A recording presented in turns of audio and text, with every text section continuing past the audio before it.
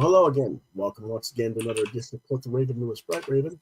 I'm your host, Lewis Bright Raven, 33-year veteran of comic, science fiction, fantasy, horror, and role-playing games. And we've been gone a while. January's kind of hit us with the flu bug. Several of us were knocked out for quite a while, but hopefully we've all recouped and we're ready to come back stronger than ever. And my guests this week, my co-hosts, John Norris and Chris Hall. Hello. And there you go. And we don't know who all's watching, but we always appreciate you guys watching. Make sure you hit the like, share, and subscribe buttons. We've been gone for a couple of weeks, so John, tell us what you've been doing.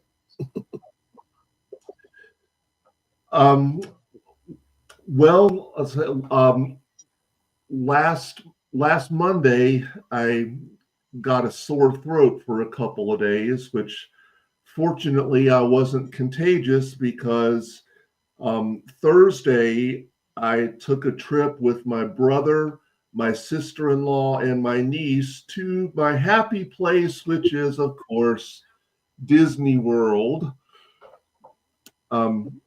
We had gone last year to Magic Kingdom and Animal Kingdom.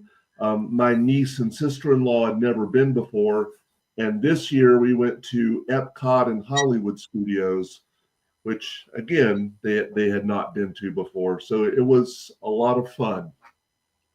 How many different things are there now at Disney these days? Well, there's 4 main parks, Magic Kingdom, Epcot, Hollywood Studios, and Animal Kingdom. And then there's Disney Springs, which is their dining and shopping area. And then they have 2 water parks, Typhoon Lagoon and Blizzard Beach. And then there's, of course, all of their resorts that they have. So Star Wars is like part of the Hollywood thing? It is. Okay. I haven't been to Disney World since like 80 or 81. They hadn't even they just barely broken ground on Epcot back then. So I don't really know. So, oh, what happened to Chris? Oh, he had to leave and come back in. Sorry about that. My internet went out for a sec, I think. Okay. Alrighty. Hey John, aren't they I thought I saw something that they're going to be doing a SpongeBob section there at Disney now too, or something like that, isn't it?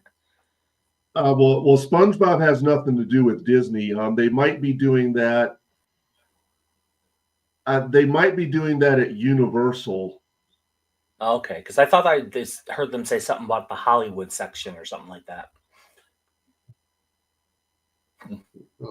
It's not Disney. It might be Universal. Okay. I just saw some commercial for it on TV. I thought they were talking about Disney.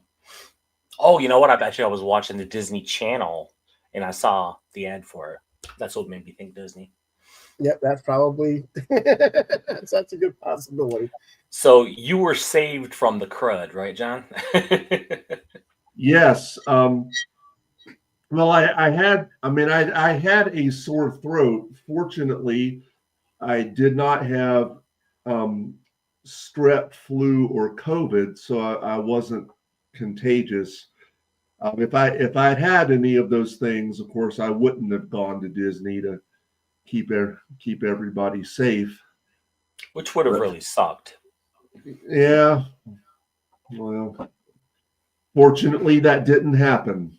Yeah, I mean, for you, it's kind of like you get to see the joy of your niece.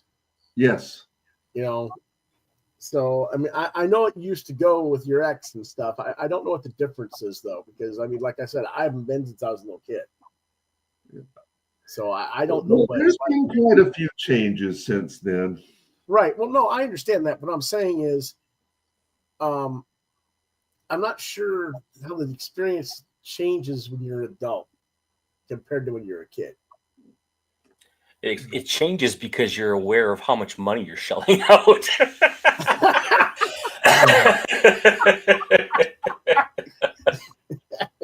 Well, yeah. That is true, but it's I don't know. For me, I mean, I've still got a little kid inside me, like last year, because Stitch is in Magic Kingdom, and it's like you cannot stop me from meeting Stitch. Like, I don't care how old I get, every time I go to Magic Kingdom, I will meet Stitch. And this time when we were in Hollywood Studios, I met Olaf, and I loved it. That's very cool. And I got, my buddy here, Stitch is a Hollywood Tower Hotel bellhop. For those who know the Twilight Zone Tower of Terror ride. Mm-hmm. So. Yeah. Very cool. The only thing I've ever done at Disney is I went mini golfing back in 2004. Oh, wow. Yeah. That's all I've ever done. Yeah. I remember we went, like I said, like 80 or 81. And I don't remember if it was the Disney part or the Circus World, because we went to both. But I got sick from the water. Like I had, and I just, I don't know what it was causing, but I was just miserable. So it kind of ruined my time. But I think it was between Disney and Circus, but I don't remember anymore. It's too long ago. But okay, what did you do, Chris, for the last 2 weeks, other than hunker down and cough a lot?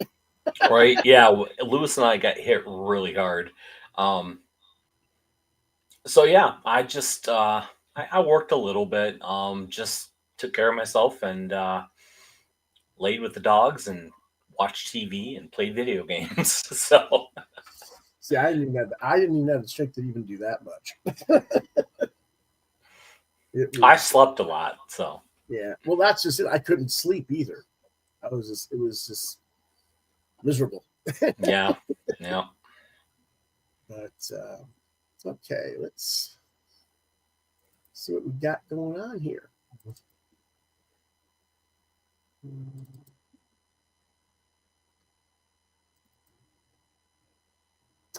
All right. We know that the big topic of discussion of recent times is Diamond going bankrupt, filing for Chapter 11 bankruptcy for protection for debts owed to other companies and stuff, and reorganization. That's what Marvel went through, right? Yes, it is what Marvel went through, and a lot of people seem to think that means that they're going to come out of the back end and they'll be fine. But the reality is 90% of reorganizations do not make it through the bankruptcy. They usually just typically sell out through. And we'll talk a little bit more about that in a little bit. But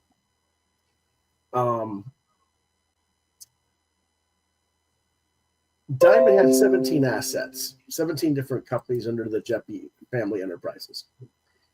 They've already sold 4, I think, and 2 are in negotiations. So it looks like they're just looking to sell as much as they can piecemeal, as things stand. And that kind of makes sense because Steve Jeppy is 74 years old. He's been in the business over 40 years. One would think that he'd want to retire at some point. So there is that consideration. But let's see how they really got here in the first place, because people want to know. They're asking Jeppy, "How'd you screw this up, bro?"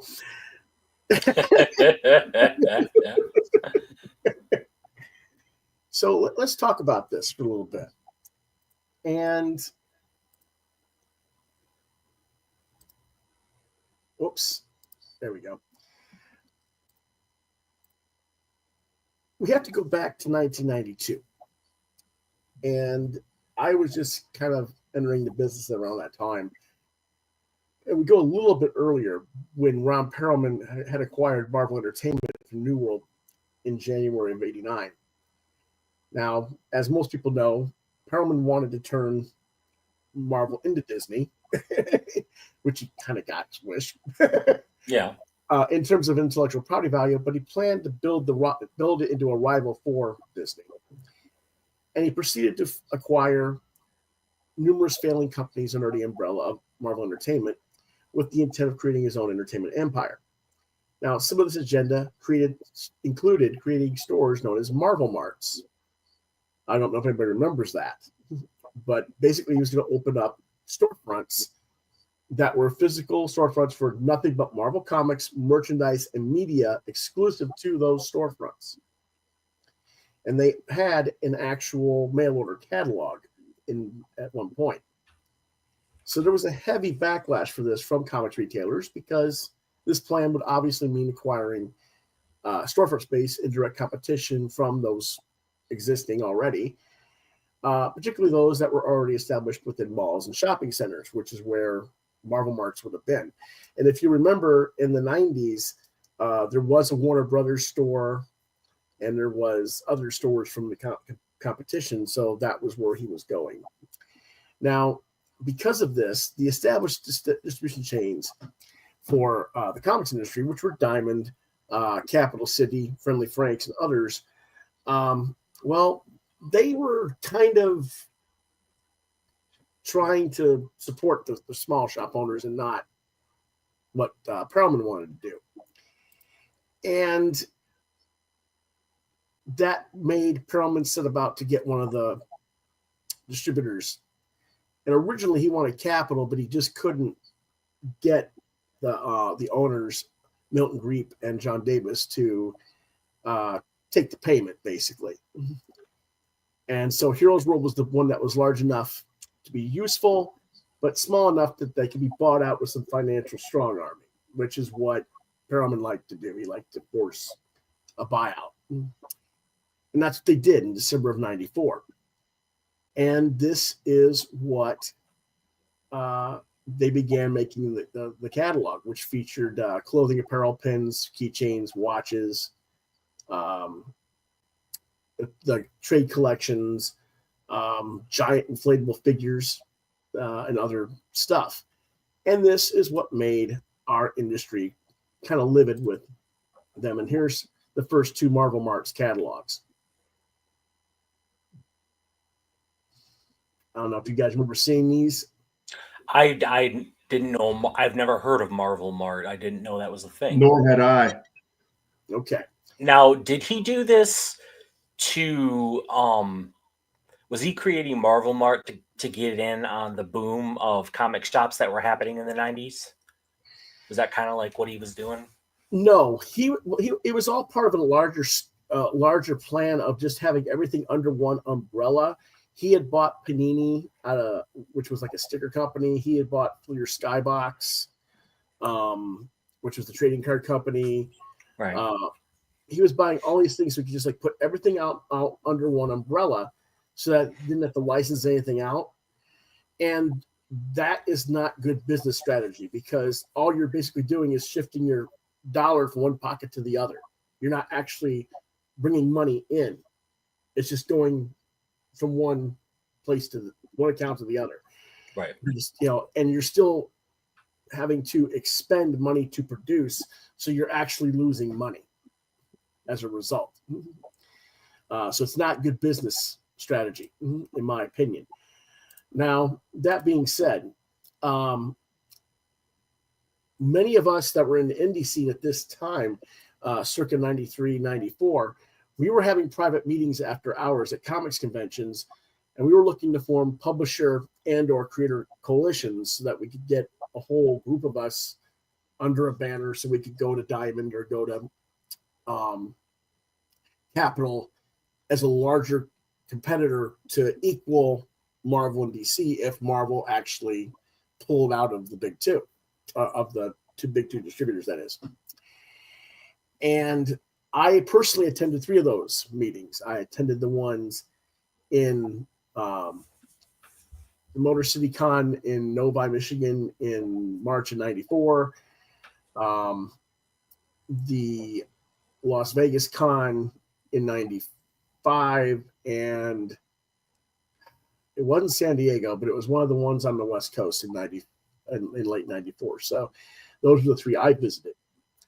And the main realization that came to pass during this, before Diamond had the official monopoly and the exclusivity wars began, was that we realized that both Diamond and Capital City had to remain intact. Otherwise, we'd have a market implosion. To that effect, DC had agreed to remain neutral and be at both of the distros, both Diamond and Capital. Most of us, meaning Malibu, Dark Horse, Caliber Press, Slave Labor Graphics, Kitchen Sink, Mirage Studios, Tundra Publishing, that's Turtles, and some of the other stuff that they were publishing. Jim Shooter at Valiant and Defiant after that. Viz for the manga. Most of us were either staying neutral and being with both, or if we were going to sign exclusive, we were going to sign Capital City. Because the situation was, technically, DC, while they weren't exclusive to anybody, they had a small ownership stake in Diamond. Not an ownership stake in terms of like power shares, but like common shares. They had like 8% of the stock. And that was to help bankroll Jeppy from years earlier. So the only potential outlier of all these companies was Image Comics. Now, I'm not privy to what the partner members' thoughts and agendas were at the time. Okay, so I'm not accusing them of anything. But from what I've been told by Dave Olbrich, who was the Malibu executive who helped them form their group and was at Malibu when they started, and the late Gary Reed, who was the publisher of Caliber, who also served as vice president for Todd McFarlane Toys for the first 3 years of operations. They told me that originally they were going to be neutral, but they were leaning towards Diamond. And that was probably the red flag that nobody else noticed at that time. If Image signs with Diamond, that would force DC to sign, because if you've got Marvel at Heroes World and you have the number 3 de facto publisher in Image exclusive, they're going to try to surpass DC as number 2 and go after number 1. So DC's going to sign exclusive. That gives Diamond number 2 and number 3 on the market share, and Heroes World number 1 on the market share, and the rest of us are an afterthought.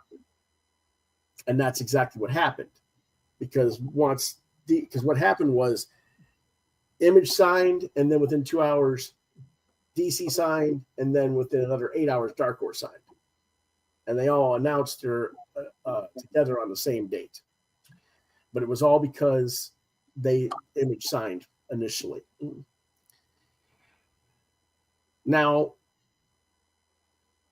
that left Kitchen Sink, Slave Labor, Caliber, Mirage, Tundra, my own group, which was the Kappa Co-op, Viz. We were signed exclusive to Capital, or we were in negotiation to sign with Capital. But if you had everybody else in the business at that time with Capital, we would have only represented 10 to 13% of the overall market share of comics in the business. And the truth is, the retailers weren't interested enough to support us as a third distributor. So we would have just been gone anyway. And they just figured we'd all get picked up at Diamond regardless, which is not what happened. So when the other shoe drops and Diamond so-called monopolized as the last distro standing, the retailers all got upset and demanded that the Department of Justice investigate, because what happened to all the other distributors? Well, do you guys remember that investigation? Vaguely, yes. How about you, John? No, I don't. Okay. Well, they did investigate. And here's what the conclusions were. Number one, comics are magazines, and there are plenty of other magazine distributor organizations available to do business with. So you don't have a monopoly. Graphic novels are books, and there were plenty of other book distributor groups to do business with. So you don't have a monopoly. In fact, Diamond was even warehousing for multiple wholesaler distros for both the singles and trades for some of these other groups, including Ingram Books and Periodicals and Book Wholesalers Incorporated, which only further proved the existence of those other options. So that was the legalese, I guess you could say, the technicality that made the DOJ kind of blow off the allegations. But also, and this is important, the comic shops were told by all of us to keep Capital alive, to support us when we go to Capital. You have to remember, in the 90s, we kept repeating and building alternative brands and universes to counter the expanded Marvel line. You had the Ultraverse from Malibu. Yep. You had Comics Greatest World from Dark Horse. You had the Valiant verse. You had the Defiant verse. You had this different super creator imprints from Legend and Gaijin Studios at Dark Horse. You had Bravura at Malibu. It wasn't just Image, and we weren't just doing it to compete with Image, because if you know your history, Frank Miller and John Byrne were at Dark Horse at doing their stuff that became Legend content 2 years before Image existed. So this was actually going back to 1989, 1990, as far back as that.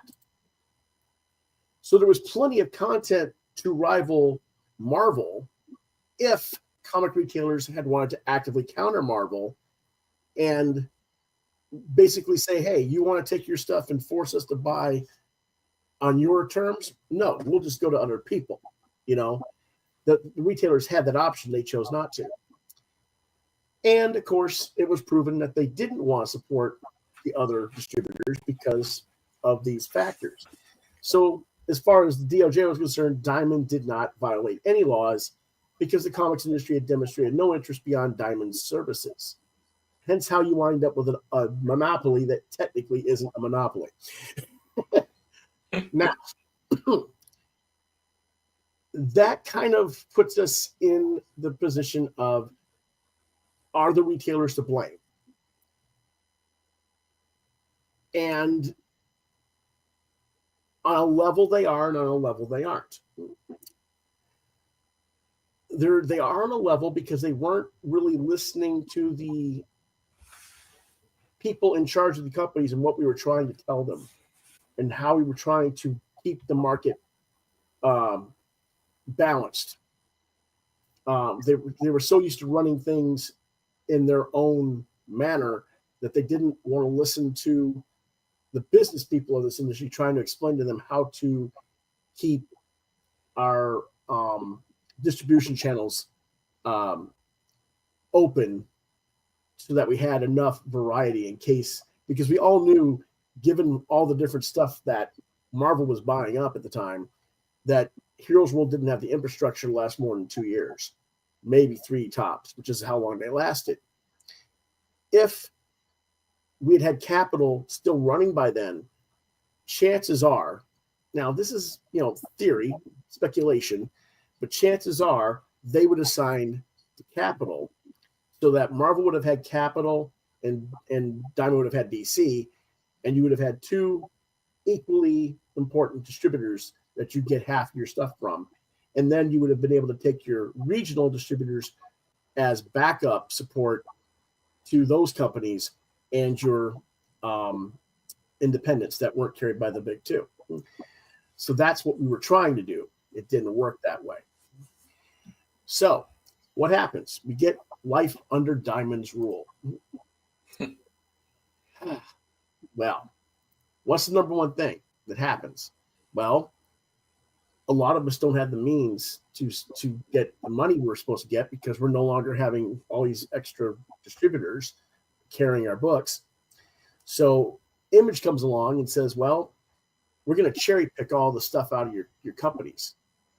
And if we like you, we'll invite you to come be under our banner. And that's how Brian Bendis wound up from Caliber at Image and got all of his Caliber books reprinted. That's how David Mack wound up with Kabuki at Image. That's how people that were struggling as sub-publishers, so to speak, like Colleen Doran and Jeff Smith's Bone and Terry Terry Moore Strangers in Paradise. That's how they ended up in Image in the late 90s, because they had no choice. They had to get this to keep themselves alive. The rest of us, well, we kind of struggled, and we faced Diamond suing us massively because they committed fraud. They did solicitations tampering. They falsified our sales orders. What I mean by that is they would tell us that we had like 1,300 copies for a print run, right? So we print the 1,300 and ship it to them in good faith. Then we find out that the retailers actually ordered like 2,000 copies. Well, now a third of our print run we're short.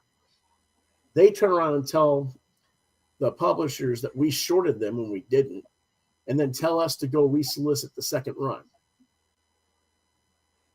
and make us pay them for a second solicitation to get the orders that we should have had the first time around. This happened about 400 times between 1996 and 2001, and I did a extensive report for that whole scenario for Steve Jackson's Comic Book Life magazine. Now, how does that affect the things today? Well, how many times have you seen a comic book that's been announced as a number one's already sold out and the book hasn't even shipped yet? Not a lot. Oh, yeah, you have. I mean, it happens. Yeah, I've heard of it, but it's not a lot. No, it's not. Yeah, it's not a common thing. But when that happens, a lot of the time it's because they reported a false number.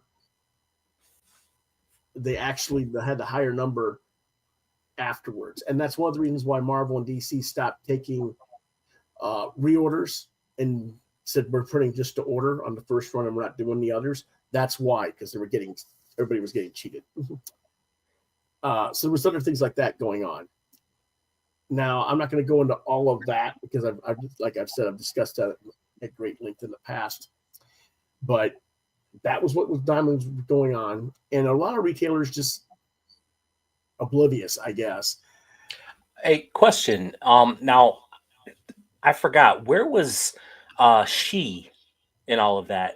Were they still independent, or did they go under Image? I forgot. Oh, that's a good question. Because I know they were going strong independently for a long time. I'm not, to be honest with you, I'm not sure. Okay. I think Billy stayed independent until he just wasn't running it through Diamond at all. And then recently was doing the crowdfunding and just recently came back to the mainstream. Okay. I think. I'm not sure on that. That's a good question. I'll have to ask him next time I see him. But this whole situation was starting to cause us to leave the direct market entirely. This included your first wave of web comics in the early 90s, the beginnings of print-on-demand comics via online channels. Most notably and most popularly were pardon me, the Lulu.com comics and Barry Gregory's Kablam printing print-on-demand services that became IndiePlanet.com as the online store. And then you had guys like me who took the Kappa Co-op, and we just, since comic shops didn't seem to want to do business with us directly, we just marketed and shipped our books to other businesses. So we weren't part of the direct market, and we had virtually no presence in comic stores, but we were selling enough that we weren't making, huge numbers. But if you produce roughly 1,250 copies of not copies, 1,250 issues, pardon me, and you sell 3.8 million copies of books, you're not doing bad. No, not at all. So that's what we did for like 10 years before I had to leave the group because my parents suffered heart attacks and strokes, and I didn't have the means to run the company anymore. And, well, it fell apart after I left because no one wanted to do the work. But all the while, we've watched as retailers have complained that the creators have left them to go to these other channels. It's never occurred to them that the reason we went to these other channels is because they didn't want to build alternate distribution from Diamond. When did Diamond put the kibosh on? When did they put the cap on? Like they said, which kind of killed the indie market, I think, where they said that they wouldn't distribute anything less than 10,000 copies. When did that happen? Never. They're I don't know that one. There's a whole lot of us that were always under 10. Because I'm pretty sure, like back in the day, Wizard covered that and stuff like that. No, there was. They moved the goalpost as to what the minimum was. And it's true that they did not want independence. In fact, their whole attitude by people who worked for the company said this to my face, said this to Randy Zimmerman's face, said this to Gary Reed's face. We can't not carry you legally, but Steve, meaning Steve Jeppy, wishes you all would dry up and blow away. So I mean, that was kind of Yeah. But going back to what I just said about the retailers not wanting to help us make alternate distribution, what do you mean by that? Well, exactly what I just said. Between 1996 and the formation of Lunar via DCBS and UCS distributors, there were at least 22 other parties who attempted to build regional and or national comics distribution for the rest of the comics market outside of the so-called big two and the mid-tier. And they received very little to no support from the comics retail community.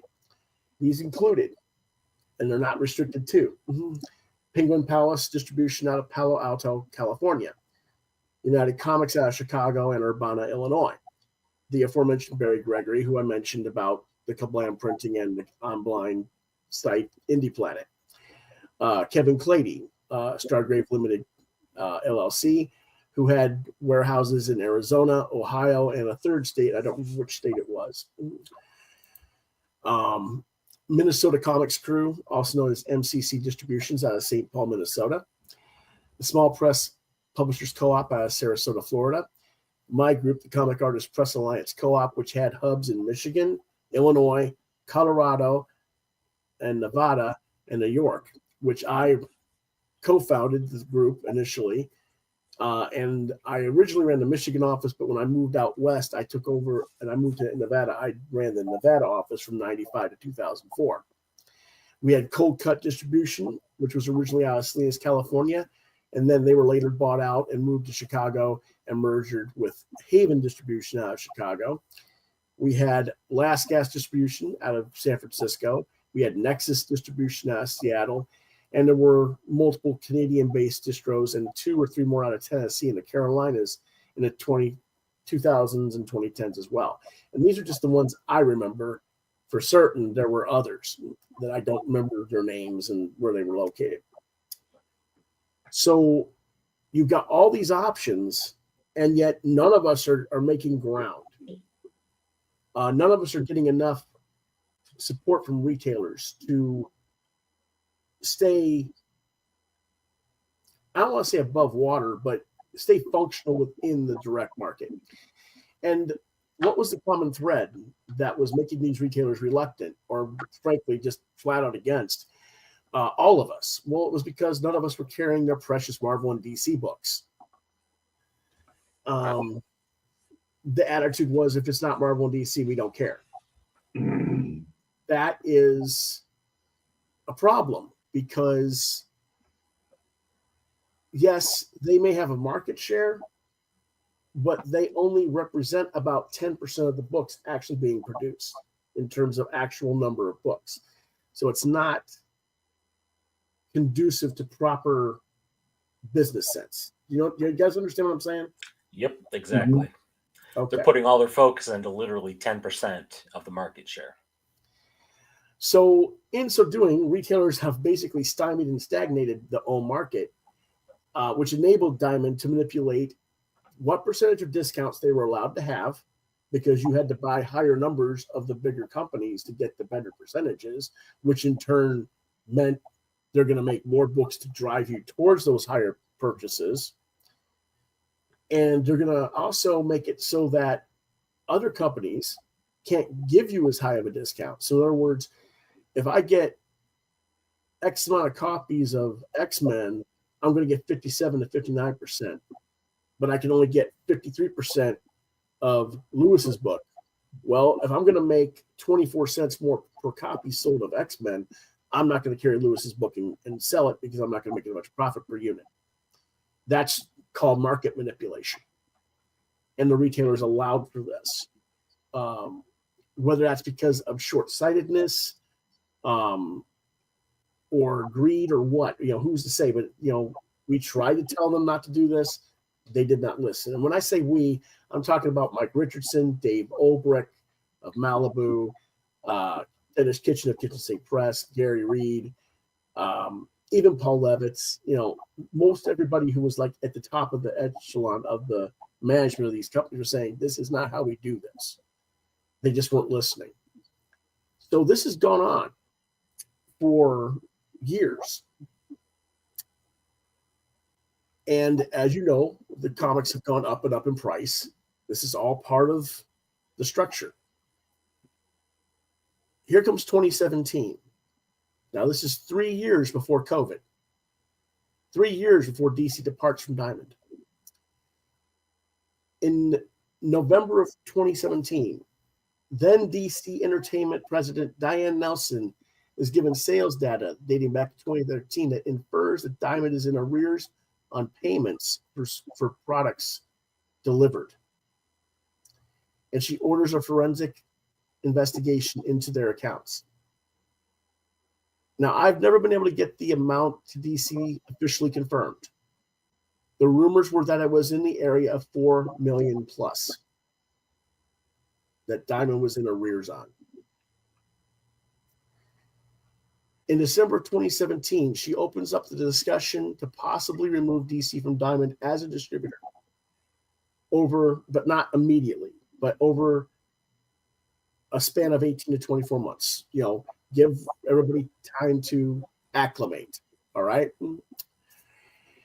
She has suggestions to move the trade paperbacks and hardcovers to Hachette Book Group, which is part of the Hachette distribution companies, and the singles over to Curtis Circulations, which is the newsstand distributor who regularly sold comics before the direct market became dominant. And at that time, Curtis was owned by Hachette Distribution Group as well. So everything would be under one umbrella. Okay. And Warner Books is also under Hachette. So everything is going to streamline for DC and Warner just fine if they do this. Now, allegedly, this is what set off the feud between then DC President and Chief Creative Officer Jeff Johns and Diane Nelson. Now, for those who don't know, Johns owns a comic shop in California, Earth 2 Comics, and the fact that doing this change would mean a possible restructuring of DC lineup to have they would basically have a newsstand tier of titles that are like standalone books that wouldn't require you to buy extra books to follow as the gateway entry books for the general population and be marketed to the newsstand again. And then that would put you want the rest of the thing, go ahead and go to the comic shop then. Now, this is not a bad idea, but for whatever reason, Johns was against this. Now, whether or not there's any truth to that rumor, it's never been confirmed officially, but I've had several former DC employees kind of go, yeah. So, give the old wink and nod, yeah. Yeah. So that's probably, there's some truth to it, what we do know, however, is that Johns was terminated from his position as the CCO, and that Nelson resigned from the company both in June 2018. And that was the red flag for everybody in the industry right there. everybody should have took notice. Now, to my understanding, Kevin Toshihara, who was then the CEO chairperson for Time Warner, stepped in and negotiated a repayment plan with Diamond for the back monies owed. This meant that Diamond had to keep up to date on all their current goods ordered and pay back X amount of dollars per month to settle the back debt. Any failure to do so would trigger in termination of their distribution deal, and this was public knowledge.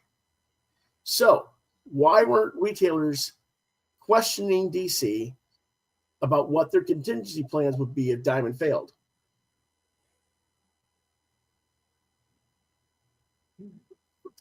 Anybody got an idea about that one? No. Because I'm thinking you want to know that, wouldn't you? Well, yeah. You need to have a distribution. So what? But no.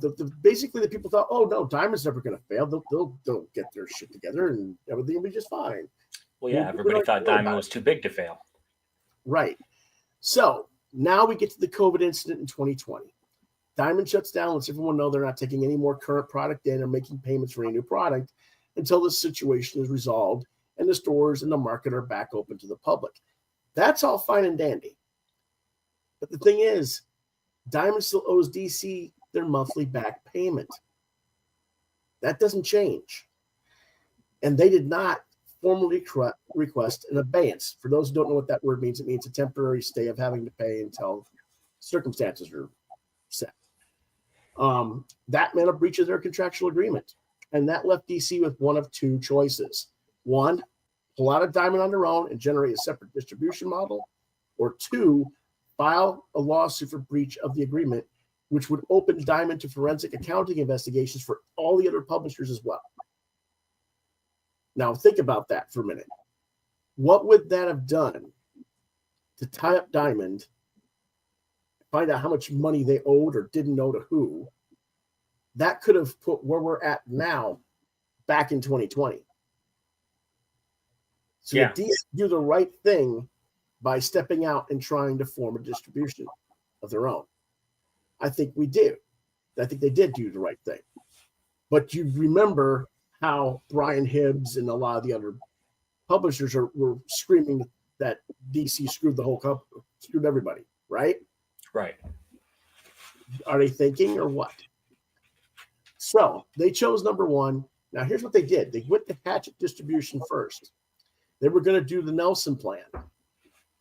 Only problem was they couldn't do it anymore because Hatchet had sold Curtis Circulations to the Co-Mag Marketing Group in 2019, and they wouldn't be under all one umbrella, which meant you'd have a retail community would have to buy their trades from one group and then have to go to Curtis for the singles, and would you get equal or viable discount percentages? A lot of people were afraid of that. And of course, the retail community was already terrified of that because they didn't want and didn't think that Newsstand would get them a situation that was amenable to them. And they learned that through Johns, their hero. So it left them really unenviably having to find a distro who was comics retail friendly. Well, there aren't any because all the retailers have told everybody that wanted to do it, we don't want your business. You know, there's no place for DC to go because all the other ones that were going to do it aren't there now, right? Right. So they end up going to DCBS and forming Lunar and that UCS group. And of course, the retailers threw conniption fits, and they're still throwing conniption fits to this day. Now, that was 2020. Now we're in 2025. You've had 4 years to build more alternatives for the markets besides Lunar and UCS. Yes, Marvel went and some of the other mid-tier publishers went over to Penguin Random House. Others have gone to Lunar. Others are going to Hatchet. But mostly the only people who cannot move on from Diamond are who? The indies. And Lunar doesn't really want us. And Penguin Random House doesn't want us. So what's going on? Well, we're shifting to online presence. And 90% of us aren't even in the direct market anymore. We're either digital exclusive or we're print on demand, or we're crowdfunded, or we have our own websites that you buy direct from us and we do mail order type stuff. Now, that doesn't mean we won't do business with retailers. It's just that a lot of retailers don't want to like have to go through the trouble of going to each individual party, and we get that. But when you hear the retailers whining, how are we going to get our indie titles for our customers? You're going to have to forgive me if I roll my eyes. You had opportunities. And Diamond, I don't know if you've heard of this, but Jeppy's gone public and asked the indies, asked the crowdfunders, we'll come to us. We'll fulfill your crowdfunding campaigns. Come to us. We'll distribute your undergrounds. Here's the problem. Over the last 25, 30 years, 65% or more of us have at one time or another been part of the Diamond system. Many of us with the mid-major publishers, such as Image, Dark Horse, IDW, Boom, Oni, Aftershock, Scout. And what did we get from retailers? Not enough support to sustain being in print. And these are not nobody books. These are books that have been at those companies since the 1980s, suddenly not good enough. Books that are good enough to be picked up by multiple publishers. John and I are both fans of The Perhapanauts by Todd DeZago and Craig Rousseau, for example. That book has been at Image, Dark Horse, Scout, and is self-distributed through crowdfunding. Now, if a book is good enough to be picked up by 3 different major publishers like that, why aren't retailers ordering it? You gotta really ask yourself that. And we also have to ask our minds, what's the point? If we're not going to get support from retailers, what exactly is Diamond offering us? And that's why you're not seeing this huge shift from these other platforms over to Diamond now that Diamond's wanting to do business, because we haven't seen anything that's conducive to say that this is going to be worth our time. So where do we go from here? I don't know. Like I said, Diamond's filing Chapter 11. They got 17 sub companies, and it's pretty much all going to be sold off piecemeal, I think. They're not going to sell all of it. Jeppy wants to keep some of it for himself, particularly the high-end art collectible stuff like Hakes Auctions or Hakes Auctions, some of the other art galleries and other things. He might want to hold on to some of that stuff as a collector himself. But as far as the mainstream month-to-month grind of distribution, I don't think he wants it anymore. And like I said, he's 74 years old. He pretty much wants to retire from comics or from the business. And I don't think any of us can really blame him. He's been in the business over 40 years. But then there's nobody who's going to want to buy just warehouses and stuff just to pander to a ever-shrinking comic specialty store market if all the major and mid-major publishers are already going to be competitors. So, this is my opinion. If Diamond Comics distribution is going to be bought, it has to be bought by someone with a new vision for the comics industry who isn't going to be deterred by stubborn attitudes from comic shop owners. And they're going to have to engage. And you're going to have to go outside the comics market as we know it and curate comics to not just collectible stores, but to other commercial and non-commercial markets. You're going to have someone who wants to actively build rapport with libraries, schools, teen centers, daycare centers, other non-resale vendor markets to actively get the medium as a whole back into the public eye, and then be able to do that because I keep hearing all these retailers say, "Oh, I'm good with the kids. I'm good with the kids. I bring all sorts of kids." John, which would you say our comic shops locally are particularly good at carrying kids comics?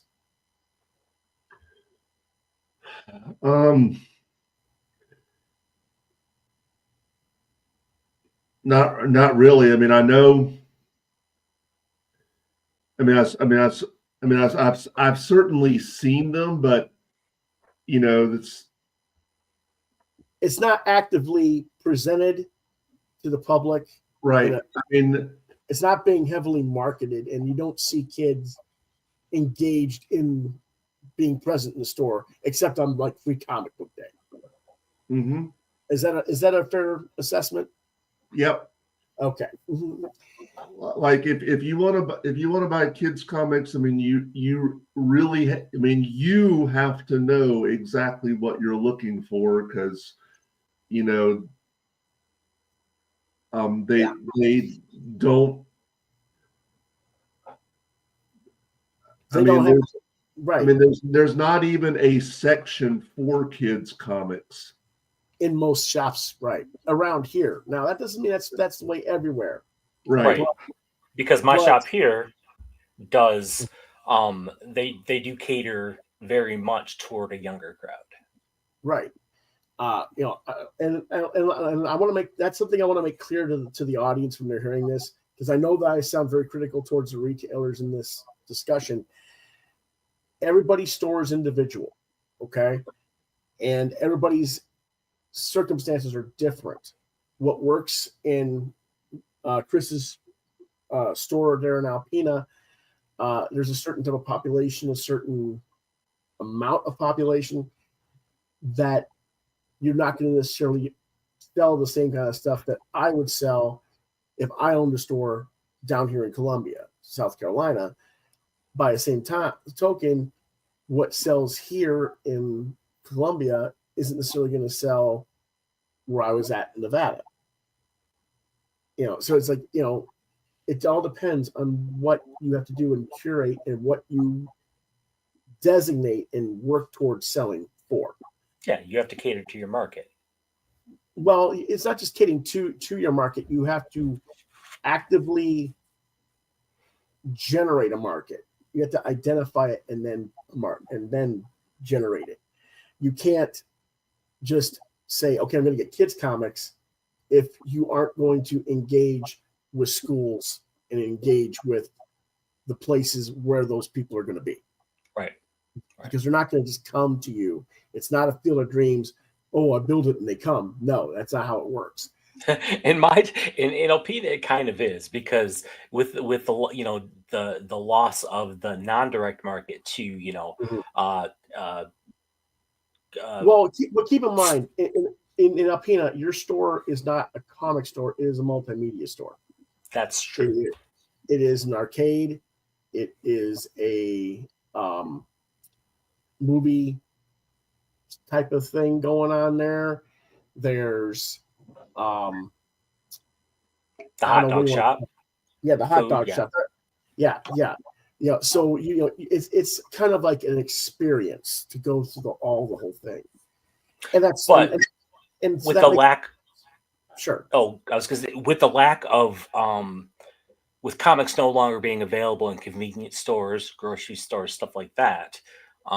The town in my shop is really the only place to go for a comic experience. Right. And to get your product. Right. Because you don't have like do you have a Walmart? Yes. Then you should have some comics. Graphic novels, but not a lot. Right. Very limited, but it's there. Yes. All right. So anyway, my point is a lot of the people have foolishly pushed their youth market out of their community because younger audiences don't have high dollar budgets for collectibles. And that's what they want to sell in their stores, is the high dollar collectible. It's a different mentality than selling comics as an entertainment form to the public. Those are two different ideologies at work. So you want to have the ideology that you're going to be marketing our art form as a storytelling as opposed to the collectibles. And that means having a distributor, and that means having a cultural shift more directed towards our younger retailers, because our older retailers are set in their ways. I mean, they're going to be where they are. Right. So can we do that? I don't know. Can we build, if we don't have Diamond, can we build regional distributors on less budget and fulfill this same infrastructure? Like we had Haven and Stargrave and Cold Cuts and My Group. Well, technically we can do it, but again, we still have to have the support. And we have to go, if comic book store owners aren't interested, you have to do what I did with Kappa Co-op. You go to a comic book store, they say, no, thank you, we're not interested for whatever reasons. And we go to the nearest, like, used bookstore, tattoo parlor, laundromat, wherever we could go. And yes, you got rejected 90% of the time, but you find the 10% of the people who actually want to sell your book. And then you fiercely work with those people and make it happen, Right.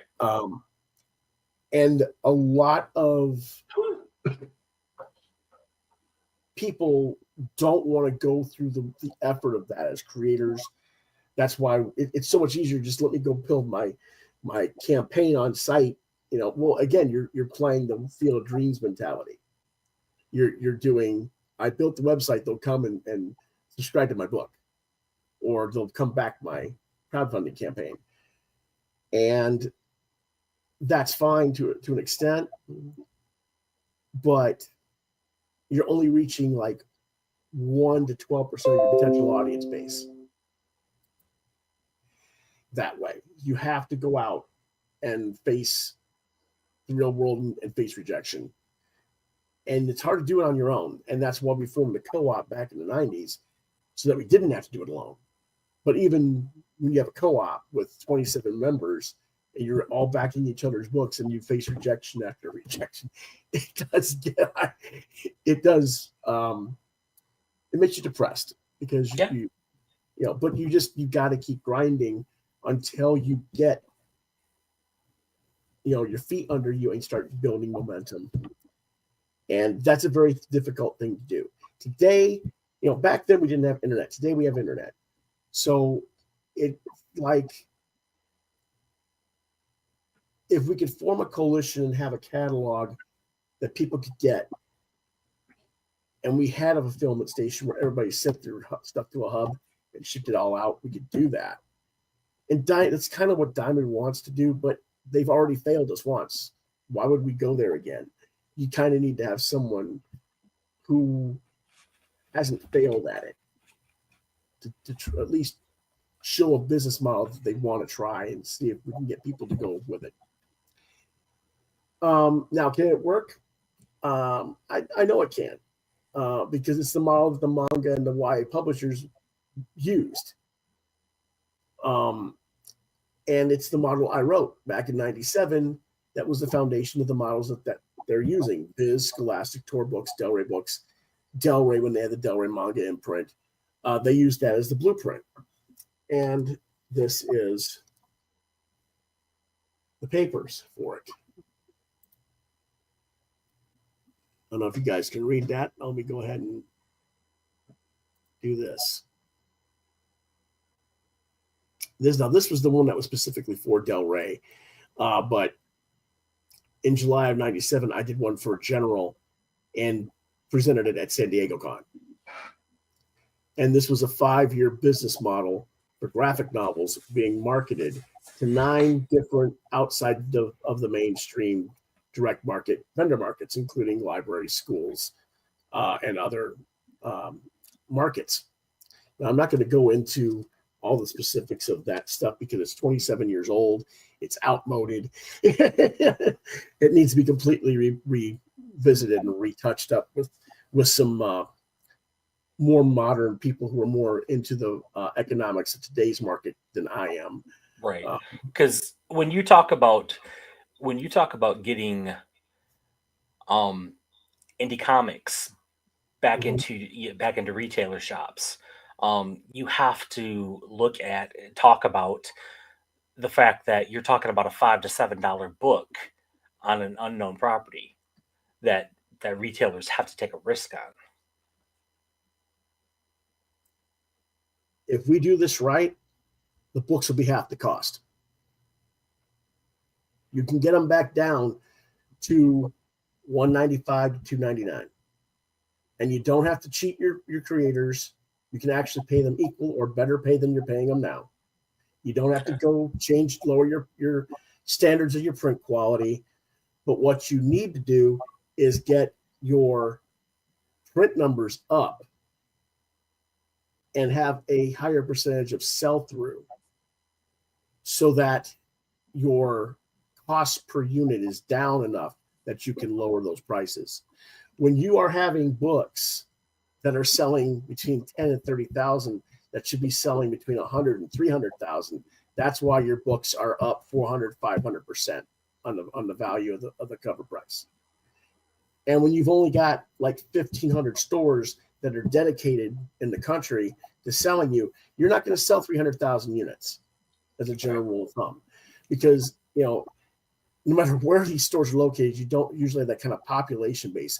Even a store like, say, Brian Hibbs in San Francisco. Yes, San Francisco has a 2.8 million population base, but he's got other retailers. There's other people who have,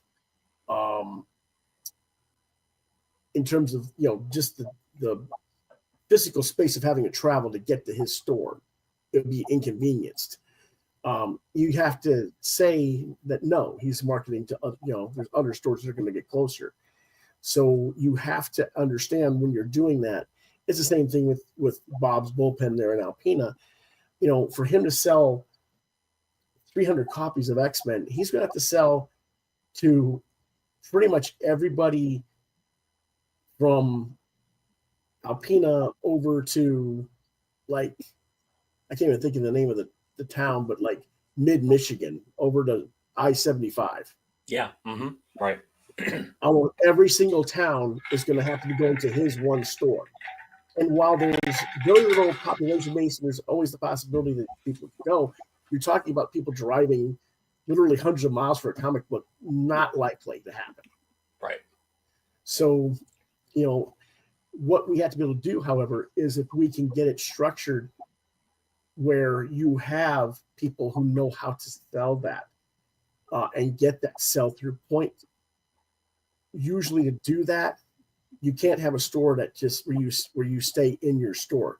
You have to have retailers who are actively engaged, like my mother was when she ran her toy stores in the 70s. She went out to businesses. She went out to schools to promote not just comics, but books as a whole. Reading is fundamental. So, okay, we're going to give the kids, you know, the Archie comics to read, right? Okay, for the next 8 months, I'm going to deliver 200 copies. You've got 5 classes in the second grade. You got 200 students. I'm going to deliver 200 copies every month at cost. Okay, bag it, board it on the back of the board. Courtesy of Toy City. Here's my address. Here's my phone number. Now the kids know where to get the comics. Now they're coming back to you because they've already been engaged with an item and they're looking for more. That's how you get people into a comic book store as well. But most comic book retailers, you know, it's not easy to do now at $4 and $5, like you're saying in a book. It's very difficult to do that. But that's what we do that's what comic book day is for. When we see those books and you see them buying all that and give it away free, I say no. Take those books and actively engage with your businesses, local businesses, and get them to promote you, and you promote their services in turn. That way you don't have to do it just one day a year or 2 days a year, one in May and one at Halloween. You can do it all year round, and it gets an engagement within your community so that everybody's supporting your store and you're serving the community and not just an insular band of fandom. Does that make sense? That makes perfect sense. Okay. All right. So the thing is, if we go out, a lot of people are worried about this, though. They're like, if you go out to the other vendors, what is that going to leave comic shops? You know, well, like I say, it depends on how you can operate your store. How many comic shops do you know have done just boxes and boxes of unsold graphic novels? A lot. Right. What do you do with them?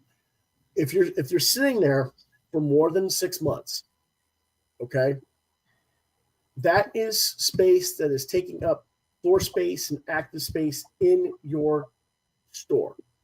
If you have too much of it, that means you're going to have to take that stuff out of your store and put it in storage somewhere. That means you can't even market it because it's not even in your store, right? So that's just content that's eating up your operating capital. Unless you have some sort of online retail presence. Well, even with that, because you don't always know what you've got in your storage. You got to keep going back and forth to find whatever you're at if you've got a lot in storage. So what you do is you donate this stuff to your local libraries who are on very restrictive budgets. They can't afford all this stuff.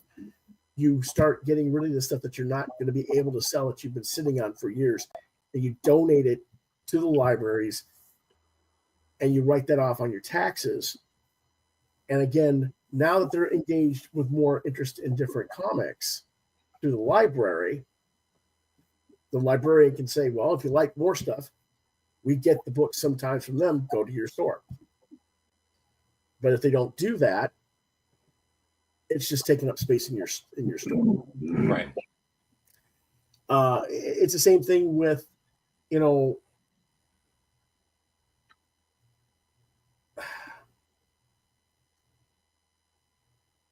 how many Funko Pops? Now this is, it's the same principle. How many Funko Pops do you have to have on display in your store? I mean, even a store John I go to, it's gotten ridiculous. I mean, it's like they got close to 1,500 different figures on display. Wow, and they get 40 to 60 new pops every week. That's excessive. And it's not that they don't sell, because they do sell. I mean, every time I'm in there, I see them sell pops. So I'm not saying that there isn't some turnover, but it still takes up physical space in your store. Mm-hmm. And that's physical space that you don't have to market other materials. If something is taking up that much space in your store for that long of a period, it probably should be sold even at a loss and gotten rid of. And that is traditional logical thinking for regular retailing. Okay. You always want to get your stock turned over and get new stock in for customers. This works in direct opposition to the collector's mentality. And that's where comic retailers need to learn. Your store is not your personal clubhouse. Your store is not your personal collection.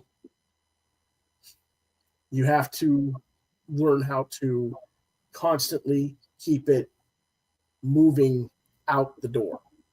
Even if you're better off to sell it at a loss than have it keep it taking up space in your store.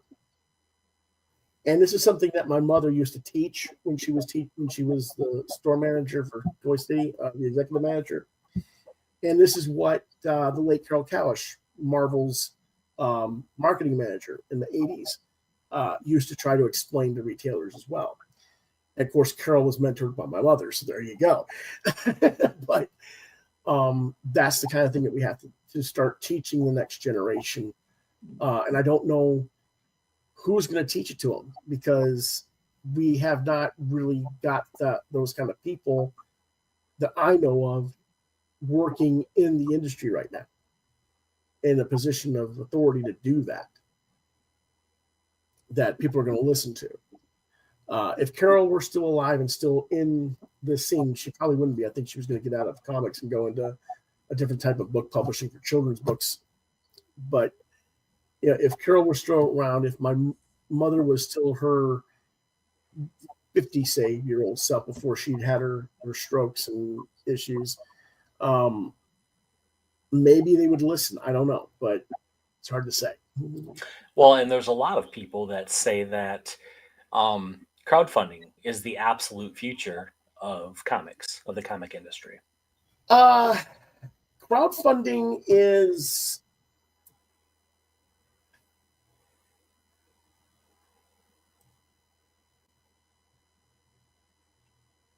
It's problematic. It can be very problematic for sure. Yeah, right. It's very problematic. If you know how to market your stuff to make people come to wherever your platform is to order it, it can be. But you can't just do a Kickstarter campaign or an Indiegogo campaign and then do like what most people are doing. You know, I'll go appear for a month and appear on every podcast I can find, because those podcasts only reach a certain narrow bandwidth of audience base. Mm-hmm. What you need to be able to do, and this is something that retailers need to think about, you're always asking us to advertise our books more, right? That we don't advertise and promote our titles enough for you. What would happen if we took a minute and a half video campaign ad and played that in the store on a TV that says, coming soon, make sure you let your retailer order it? What would happen? You'd get a lot more people potentially interested in those independent books, wouldn't you? Yeah, absolutely. Yeah. But they don't want that. And the reason they don't want that is because they're scared because of the way Diamond has structured the discount percentages. And this is why if you get a new distributor, you have to normalize and standardize distribution points so that everybody's at the same level of discount. If I'm going to get, like I said, you get that 57, 58, 59% discount from Marvel, but you're only going to get a 53% discount off of my book. Well, that's 6 cents more on the dollar for Marvel. Well, if it's a $4 book, they're making 24 cents. That's a quarter more a book, say. Well, are they going to promote my Super Team book over X-Men when they know they're going to make 24, a quarter more per every copy of X-Men sold compared to my book? Plus, there's X-Men, X-Factor, X-Force, Wolverine, X-23, Cable, Deadpool, et cetera, that they can hook them on. If they're all going to get 25 cents more a book, are they ever going to market me? They're going to market me to someone who asked for me in a pull box. But am I going to be on the shelf being marketed to the public? Oh, and Bob has specifically told me I can't afford to carry and order indie comics unless somebody specifically asks for them. Exactly. That's what I'm saying. That's the reason why, because of that discrepancy in the percentages. If we were able to normalize that for Bob, he would have a better chance. That doesn't mean he would be able to afford. It would give him a better chance of being able to afford it. Right. You know, and it depends, because if Bob's got customers that they're buying X-Men books, but they're totally unhappy with those books, then if there's something that's an alternative product that they can put them on, okay, maybe it's my book, but maybe it doesn't have to be my book. It could be Perhaponauts. It could be Section Zero by Carol Kiesel and Tom Drummond. It could be Gladstone Scroll for World Conquerors. It could be the Nocturnals. It could be, you know, all these different things. There's other alternatives, but each one of us has to be acknowledged. Each one of us has to be carried, and each one of us has to at least be presented as a possibility.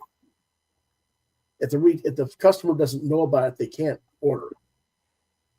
That's where we're stuck at right now. We need to get Bob on here. Bob's a good guy, and you know, Bob knows that this fight is there because he did a book through Image years ago. Mm-hmm. Yep. And he only got like 5,000 or 6,000 unit sales, and that's an Image book. So, you know, it is what it is on that regard. But like, here we go. Let me see up here. You got to take books, especially for kids' titles, to other stores. Taking a book like this one, Mercury Mouse by Larry Raines. Larry's got this as a web comic, and then he does the Kickstarters for the collected printed edition. But if you took this book to a daycare center or an elementary school or a mom and pop restaurant to offer with kids' meals, that could potentially bring people more back to your store. Yeah, absolutely. And this is Mercury Mouse. It's basically Mighty Mouse. That's essentially what it is, and so I'm not going to open it because the stickers got the atomic. He stuck it on there himself, and I haven't had a chance to read this particular issue, but this is issue 8. I've always backed this one. If you want to learn more about Mercury Mouse, just look through my archives. That I've reviewed all the other issues before it, but that's the kind of thing I would order like 20 or 30 copies of, and take that to a daycare center or something. Or if I was going to do a business with a restaurant, well, you want to go to mom and pop restaurants that aren't chain stores, because chains, this is something everyone wants to do. They want to go to the chain stores because it's just one person and they get all the stores. No, go to mom and pop businesses because you're a mom and pop business and they have more respect for you on a one-to-one level. Right. They need help to get other people to stop going to Burger King or Wendy's or whatever for the toys for the kids and the toys meals, and stuff like that.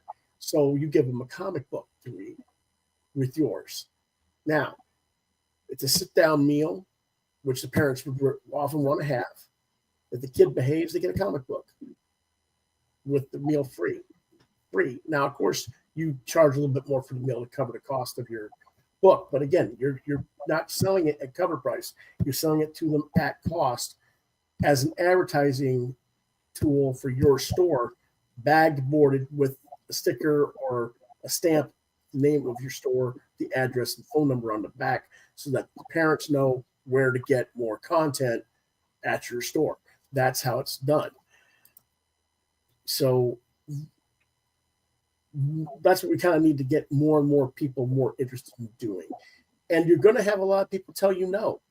And that's going to be, depressing and downhearting. But again, find the right people who believe in you. They will support you. Okay. That's where I think the future is. Now, now that being said, I do not have all the answers. And even if I did, the questions are going to change because, as I've said several times in this conversation, every store is different. What works for San Francisco is not going to work for Bob and Alpena. Right. It's not going to work for the stores that were in the places where I were in Arizona. Arizona Bullet City had 45K population, but it could not support a single comic shop in the 90s or 2000s. And I watched 7 different stores open up and fail within the first 6 months of operation. Now, there was a reason for that. And you have to be aware of what that situation was. You're not going to sell, because comics are kind of like an OCD, addictive personality type scenario anyway. Bullet City is next to Laughlin, Nevada, which is a gambling town with casinos. Half the population works in those casinos. What do you think they're doing with their money? Gambling. Exactly. They're not going to spend money on a week-to-week basis following a comic book. If they're going and throwing their money away almost as soon as they get off work, they're spending it. So they've already got their addictive fix from that scene. So that's not the market that you're going to want to sell collectibles to. You're going to want to go younger. You want to go to the schools. You want to go, and structure it so that you're selling more kids-oriented stuff rather than buying these high-end collectible volumes that are like 40, 60, 80, 100 bucks, because no one's got that kind of money to buy them, and the ones that do have already spent it at the casinos. Very good point. So, and there's that kind of situation in a lot of parts of the country where if you're not familiar with what people's expenditures are at and why, how does that pertain and what your availability is towards what you can and cannot market. For example, like Bob says, he really can't afford to market a whole lot of indie books at the price sets because not only do you only have the limited population base, it's not a consistent population base because you have influxes throughout the year of populations as you have people come through different seasons. Right. And so if you have it at one time of the year and you don't have it another time of year, that can be problematic too. So you almost have to build, I guess you could call them subscription customers, pull customers that way. But if they're not going to be around to buy, but only certain periods of the year, that's problematic because chances are they'll find what they're looking for elsewhere in the interim. Right. So that's why it's more difficult for someone like Bob in his rural area comparative to say someone like I don't know, even people down in Tawas would have an easier time, I think, because they're that much closer to the center of the state. Right. And bigger town and yeah. But even Tawas, I know, had difficulties when I lived up there sustaining comic shops. So, before Bob, we had 4 or 5 different comic shops open up and fail. So yeah, I believe. So that so like I was saying, the future of comics is people having to shift culturally away from the collector's mentality and back to cultivating comics as reading entertainment, and that's the real crux of the difficulty, I think. We live in a country right now where reading rates have gone down, not just in terms of comics, but in overall. Book reading is down, newspaper reading is down. Literacy in this country has dropped 18% in the last 25 years.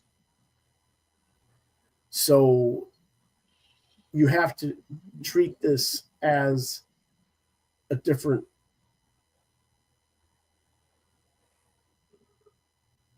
I don't know how to phrase this. To me, it's comics are a window to learning how to read and to but to create and generate interest in the love of reading.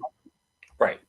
Well, it's also about bang for your buck. Right. What's gonna be more entertaining?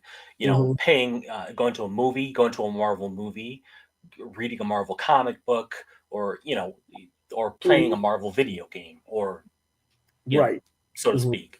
Well, it depends on there you go. You can get the same value per dollar out of a comic as you do from a movie or a video game, but you have to give a complete story in the comic book. You see what I'm saying? Right.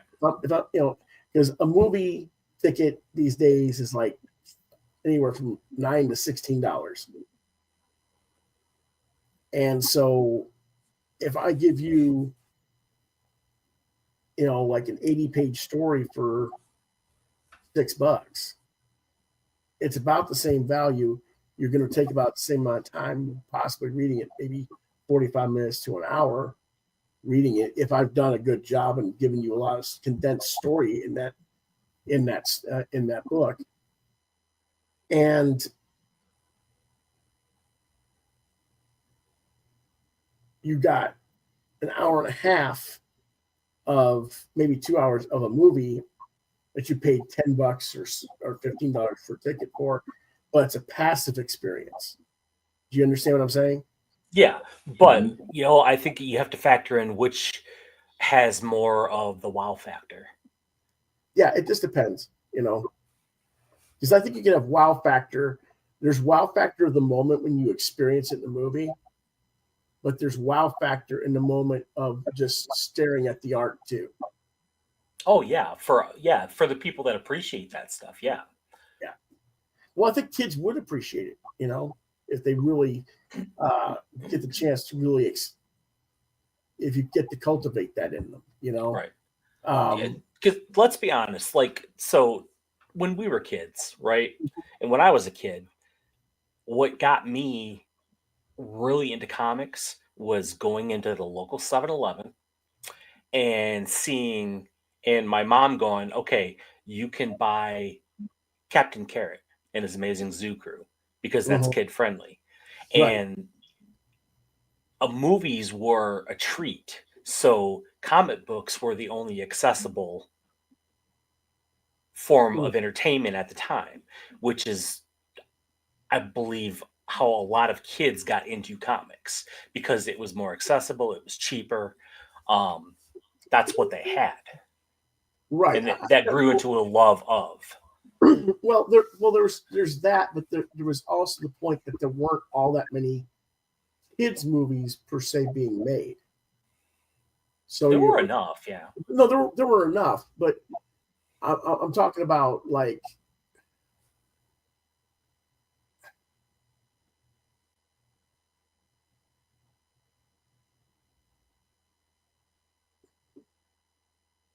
I very seldom went to a theater as a kid. Same Uh, here. you know, it wasn't something my parents had time for that much. And sure, I went to go see certain things. You know, I went and saw Star Wars. I went and saw, you know, uh, the Black Hole from Disney. You know, there are certain things I remember going to see as a kid, but by and large, it wasn't until I was in my teens, and then it was like going to drive-throughs, your drive-in theaters, Hmm.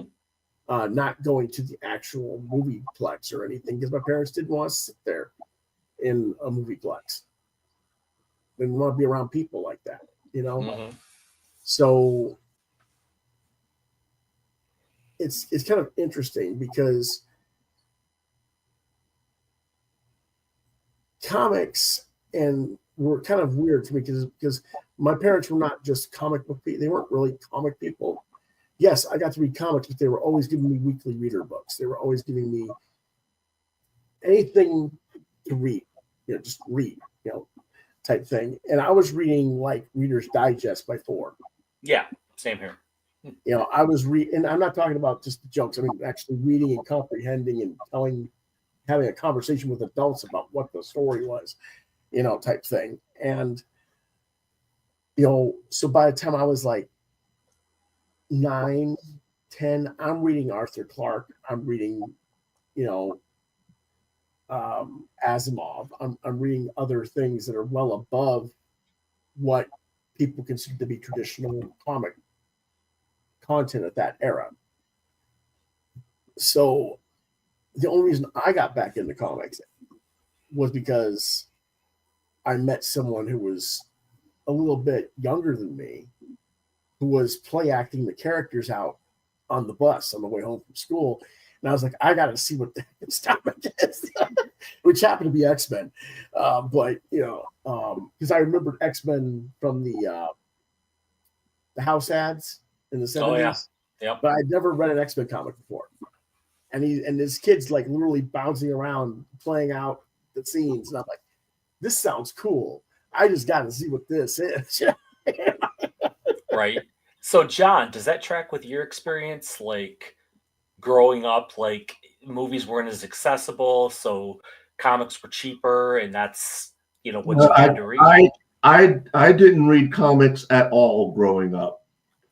And the thing is, I didn't know anybody who read comics growing up. I mean, if any of my friends did, nobody ever talked about it. And so, aside from the trip to the Kroger grocery store where they had a rack of comics, I never saw comics. Yeah. And the reason I started reading comics, and Lewis and I have talked about this, is in the early 90s, the thing was the summer after my 10th grade year, I got a scholarship to attend Brevard Music Center in Brevard, North Carolina.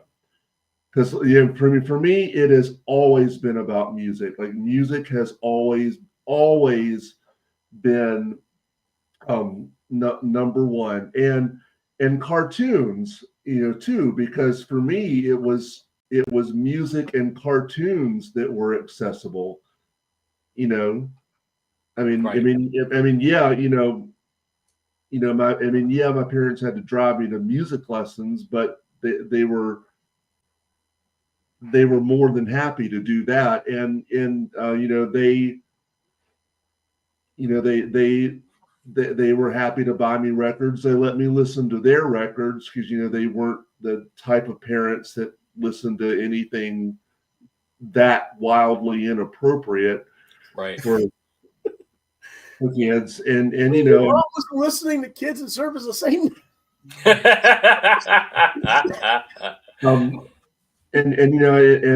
Cartoons the same way. It didn't matter whether I was at home or if I was in daycare at the time. Cartoons were always on. So yeah. But it wasn't, but the first comics I ever read, what were it was an issue of Batman, and it was like a 4-issue animal-centric series from Marvel called Brute Force. And the only reason I started doing that was, I spent a summer in Brevard, North Carolina at Brevard Music Center, and Saturday was our free day. And about the only thing there was to do was to walk into town, and Brevard being a small town, your entertainment options were very limited. And there was a shop that had a row, like literally a row of comics. And that was how I started reading comics, was because I found myself in a place where there wasn't much to do except read comics, on the free day that you had. Yeah, there you go. Oh, there you go. Yeah. There it is. Yeah, and does anybody remember Captain Carrot and his Amazing Zoo Crew? That was like fantastic stuff for me as a kid. Yeah. And then I remember going to my cousin's house, and he would have, this was kind of like the dirty little secret. Like, he always had Conan and Sergeant Rock, and who was the dude with the white hair and the beard with the sword? Oh, Warlord. Yeah, he always had Warlord. That was kind of like the dirty little secret that I always go there and read those books, because my mother would never let me buy those books. Can you name the characters on the cover, John? Oh gosh. It's been like a long time since I've read this. I remember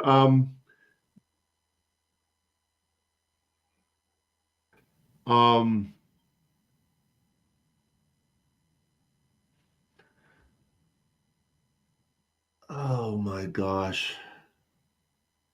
And I am completely drawing a blank for the rest of them. Well, name the one you know anyway. It's more than I know.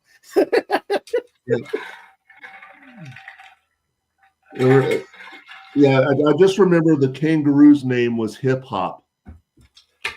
Oh, that's cool. But I've never read this particular series. Oh, and I think the lion was Lionheart, I think. Yeah, could be. Let's see. Let me see what I can find out about it here real quick. Yes, Lionheart was her name. The Hip Hop was the name of the kangaroo. I guess Surf Streak would be the dolphin. Yes, although he didn't like. I remember he didn't like that name, and so he called himself Soar. SOAR. Oh no, wait a minute. So okay, well I thought Soar would be the one that's the one up that's flying above. But okay. Well, the names of the characters are Soar, Reckless, Lionheart, Hip Hop, and Surfstreak. Okay. Yep. And that's actually four. That's only mentions four of them, and there's five there, right? So who's the bear? I don't know. That's kind of weird, but I wonder if this was Marvel's answer to Captain Planet. um, mm,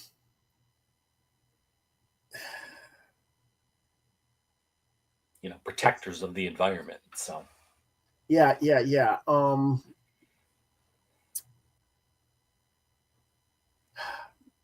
trying to think here.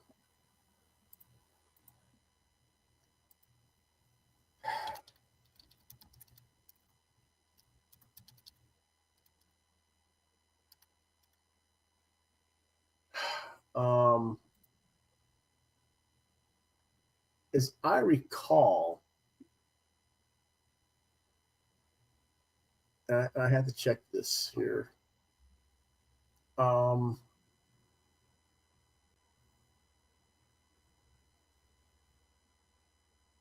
It was supposed to be connected to a toy that never came out. toy line. That makes sense.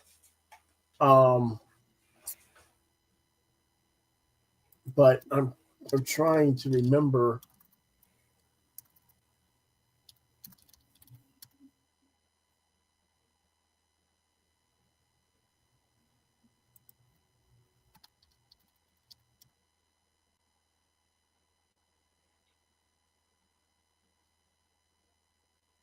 Mm-mm.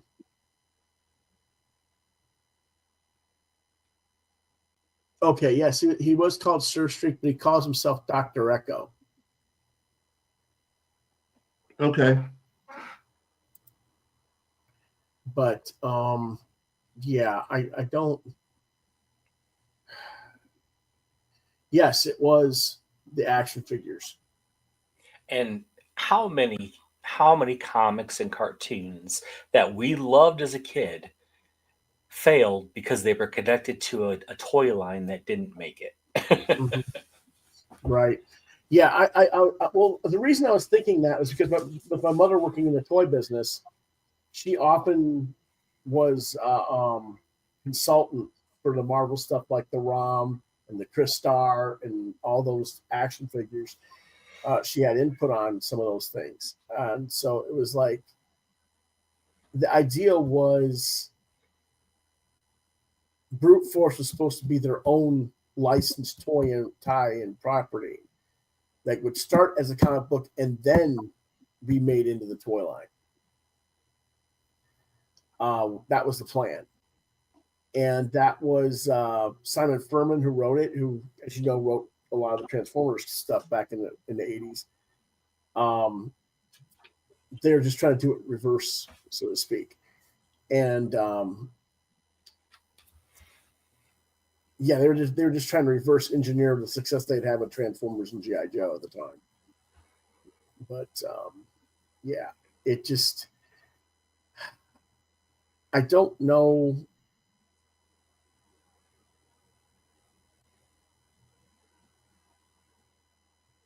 It's hard to say, but yeah, that was basically where that came from.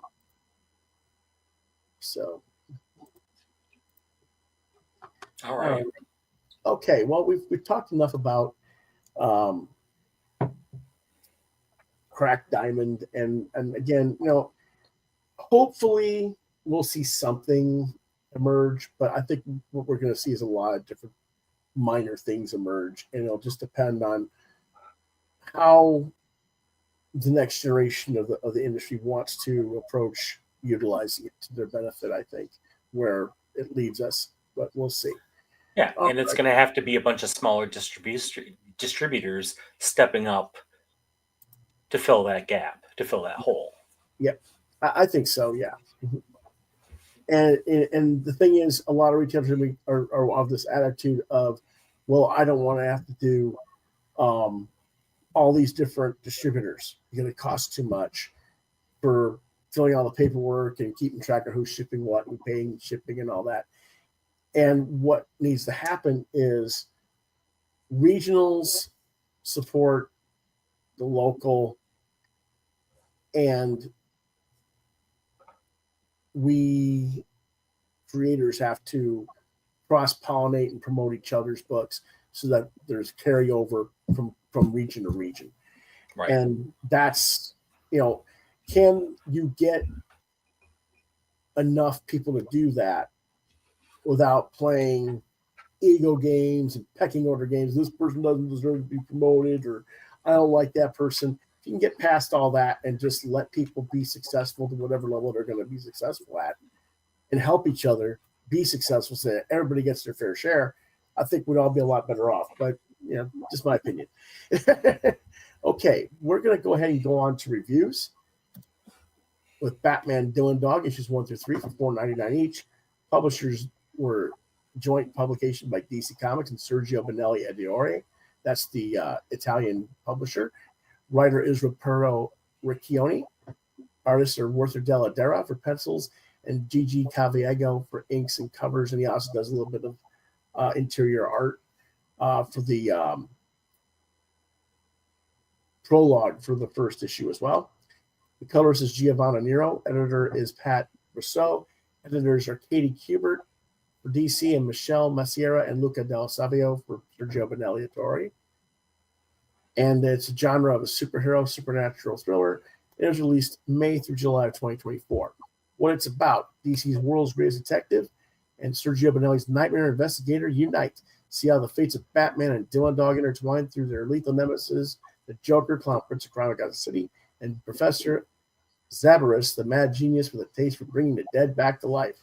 Joker is in London to seal a hellish pact with the Mephistophelian Zabarus.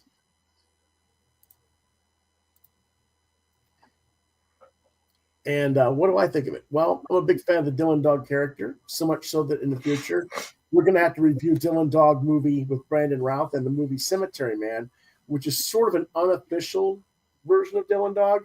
It's by the same creator, and they actually dress the actor in the same type of clothing, but it's not technically Dylan Dog. But we'll have to review those two movies sometime. But I digress. Good movies. Those were the primary reasons I got the series, because I was a big fan of Dylan Dog. Conceptually, Riccioni does a fairly simple and obvious story for those familiar with both characters. The simplicity of the plot does offer the writer some more focus on characterization, and he does a nice job of the little nuances between various characters and their interactions with each other. For Americans unfamiliar with Dylan, it might seem a bit eccentric and at times perhaps a little bit off color or morbid, but he has captured the tone and flavor of the world of Dylan Dog quite well and just immersed Gotham and the Bat into it quite cleanly.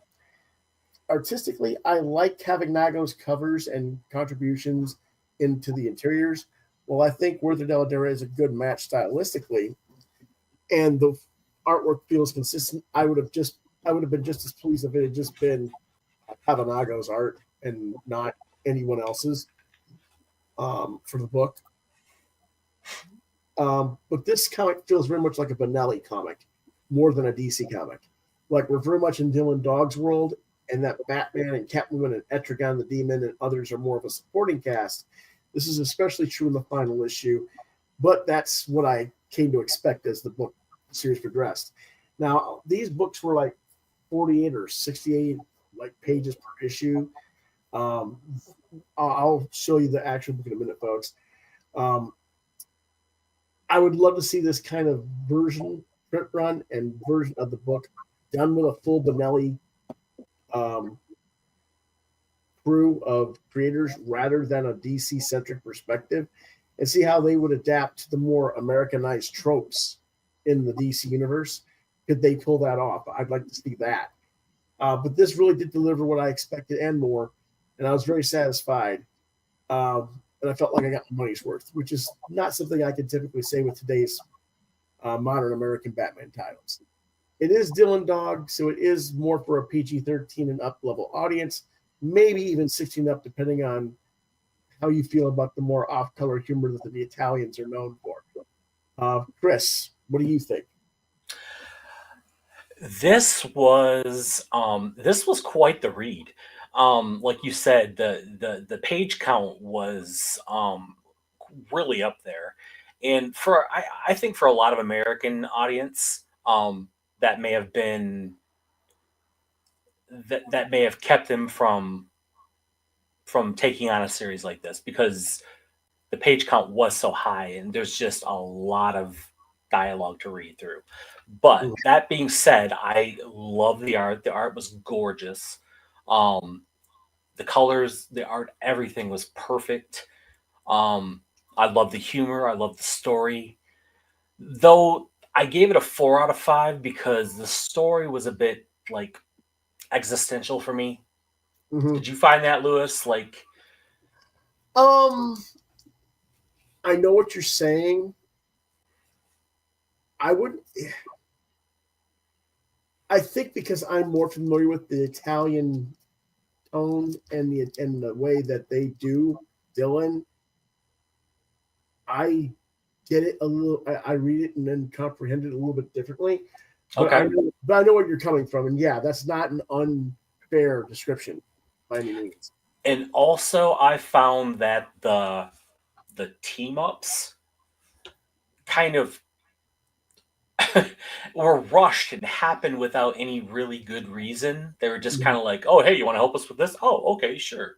And then all of a sudden, Etrigan's helping them. Yeah, for right. like no really good reason.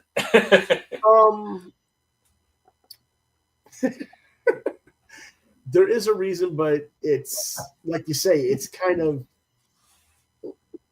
you're like, wait a minute, would he do that or wouldn't he do that? It works for the story, but if he didn't, it would have been just as logical, right? Right. Okay, so let me go ahead and show this. And you can see it's a little bit different format here. More like a regular magazine, style stitched. But really nice thick number of pages here. I wish they would number these pages so you could actually know what the numbers of the pages are. But here's some of the original. There's some of the artwork there. Yeah, and it's just gorgeous. Yeah. If you were to go through this book for just the art, it would be worth it. Oh yeah, yeah. Here, this is it's like the stuff that they come up with to market to us these days. Hey man, it's Justice League versus Mega Godzilla versus King Kong. In a book like that, in a book like this, Yeah. that's an example of marketing that has no clue. Yeah. But I mean, here you are with Zavarius about to like do some major stuff to Dylan and his girlfriend there. Like make him poisoned and stuff. So it's like yay. But then, like I said, like stuff happens for like no good reason. Like Dylan's like, oh hey, can I have a last request? I'm gonna play my My oboe. My oboe, yeah. Oh, okay, let's undo you. And it's like that may be just because of the Italian audience and influence, but for me, it's kind of like, yeah, that's exactly what it is. It has to do with that sort of thing. But it's funny though. There's a little bit of when you see that, I don't know, do you see Rick Leonardi style in that? a little bit. Yeah, okay. All right. It wasn't just me. All right. But yeah, I mean, here's another one that you're kind of like, why commercial, April special. Yeah. It's like, why? But, but overall, it's just, really fun stuff. And it is fun. Yeah. And also adding to the page count were like 4 pages or so 3 or 4 pages, I think, of wham, bam, pow, Batman just kicking ass. Right. Yeah. But yeah, it's just a fun book and fun series overall. So again, you gave it 4 stars out of 5. I gave it 4 stars out of 5 as well. So that's a good solid B plus A minus type book there, folks. Yep. Okay. Our next book is Epitaphs from the Abyss, number 1 through 5. I believe Chris only got through number 3, but these are $4.99. Publisher is EC Comics / Oni Press. Writers are various, artists are various. The genre is horror comedy. Released July 24 to the present. They're actually issue 7. Seven just came out this past week. What it's about.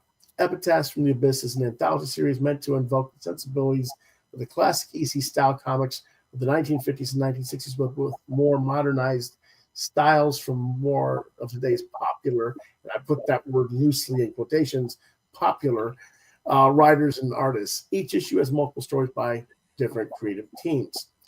Well, what do I think? If I'm being honest, I went into this series with way too high of an expectation. I knew it was going to be modern. I'd seen the commercial or the solicitations and talk about the series before it came out, so I knew it was going to be the editors doing modern. But I was actually hoping they'd do something intelligent and go seek out actual writers and artists who do classic EC style. They didn't. They went and did what they did. So getting the lineups that we have here really doesn't speak to what I think they should be. Now, it doesn't mean that the stories are necessarily disappointing, but they're not what I was hoping to get. They're all reasonably well executed for what they are, and some of them do capture the classic spirit of the tradition of the EC lineup. So kudos to them for that. But it's, like I say, my expectations are what they are, and I want what I want. Right. But what I'm saying, I guess, again, there's not necessarily any bad stories in any of the issues. Some hit better than others, which is typical in anthology books. I'm not going to say you're not getting your money's worth. It's just that we have plenty of the other modern horror anthologies on the market already, like Hello Darkness, which is coming out from, I think it comes out from Boom, and that even supports some of the exact same creators on that anthology. So I just feel like you're just being redundant, and I just want this to really have the EC feeling. It just doesn't quite hit that mark. But I will say I did like the host for the first issue, the Gravedigger, especially the intro as drawn by Dustin Weaver. We're going to show that real quick. This is the Gravedigger. Yes, that was good. And that's like my favorite thing in this whole issue for number 1. It's the intro. and it's not to say that any of these art is bad. It's not, but it's not necessarily, it doesn't have that same classic, none of it has that same classic feel as Jack Davis or Jack Kamen or, Graham Ingalls or any of that. And there are artists out there who emulate those type of styles in modern comics. So to me, those are the type of people who should be getting this assignment. That's just my opinion, though, I guess. But, I mean,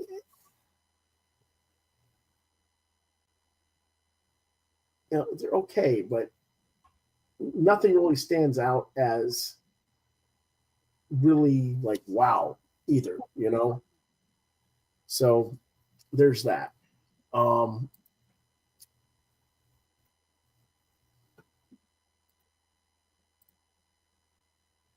don't want to knock it. It's not a bad anthology book. I've seen worse.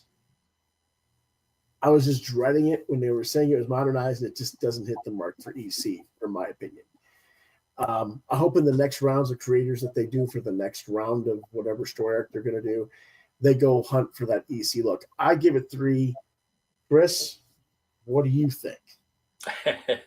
I gave it 2 because I had, like you, much higher hopes for this series. Um, I just had to give up after issue 3 because for me the art was, it was bland. It had no passion, no life to it. The stories were mediocre. Um, it just had no oomph to it. Mm-hmm.